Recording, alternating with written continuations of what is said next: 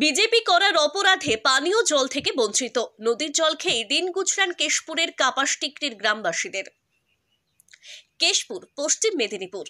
যে জলের অপর নাম জীবন, সেই জলে যদি মানুষ না খেতে পায় তাহলে কিভাবে জীবনযাপন করবেন?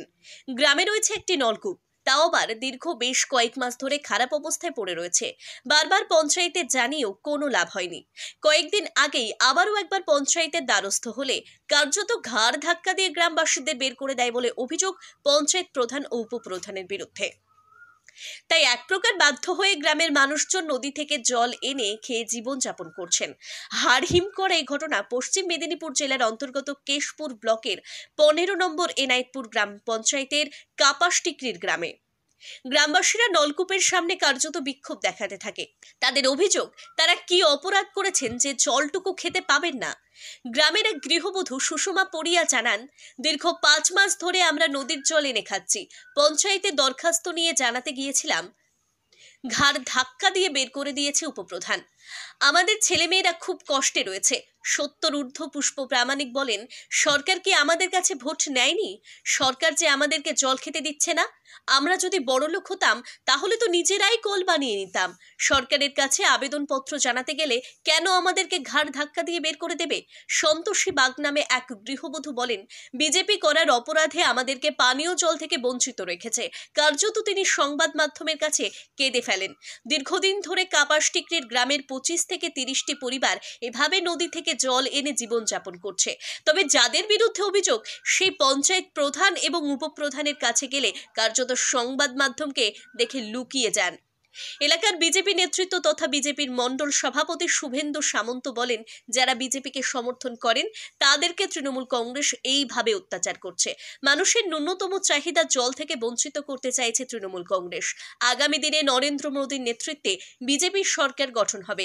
হিরণ চট্টোপাধ্যায় কেশপুর থেকে বিপুল সংখ্যক সংখ্যাগরিষ্ঠতা নিয়ে ঘাটাল থেকে জিতলে আমরা সাধারণ মানুষের পানীয় জল সহ সমস্ত সুযোগ সুবিধা করে দেব। তবে কেশপুর পঞ্চায়েত সমিতির সভাপতি চিত্তরঞ্জন গড়াই জানিয়েছেন, কোনো মানুষকে পানীয় জল থেকে বঞ্চিত করা যাবে না। আমাদের সরকারের নির্দেশ রয়েছে, ট্যাঙ্কারের করেও জল পৌঁছানোর ব্যবস্থা আমরা করব। ইতিমধ্যে খোঁজ খবর নিয়ে দেখেছি, খুব শীঘ্রই নলকূপ সারিয়ে দেওয়ার ব্যবস্থা করব। পাশাপাশি তিনি আরো বলেন, পঞ্চায়েত তৈরি হয় সাধারণ মানুষের কথা শোনার জন্য। যদি তারা কেউ দুর্ব্যবহার করে থাকে আমি খোঁজ নিয়ে দেখছি। 5 মাস ধরে কোনো খাবার জল পাইনি।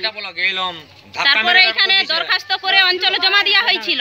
4 মাস হয়ে গেছে, তাই অঞ্চল থেকে বাগাতে আসেনি কিছু না। এখানে কোন নেতা চলবে না, পার্টি চলবে না এখানে কলের জন্য। তারপরে আমরা এবার জিজ্ঞাসা করলাম যে বাগানা হবে না হবে নি, যে আমরা জল খেতে পাবো না পাবোনি। একদিন অঞ্চলে গিয়েছিলাম, 4 দিন হয়ে গেছে, বলছে বাগানা হবে।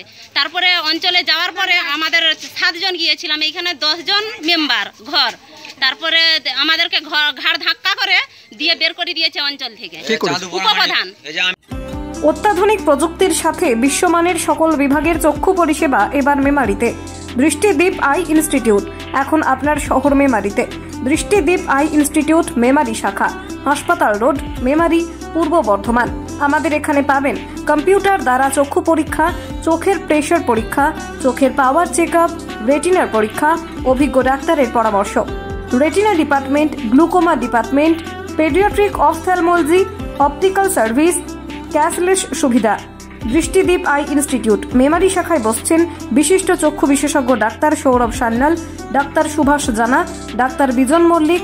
ডাক্তারবাবুরা বসছেন প্রতি মঙ্গলবার, বুধবার, বৃহস্পতিবার ও শনিবার সকাল 9টা থেকে দুপুর 1টা পর্যন্ত।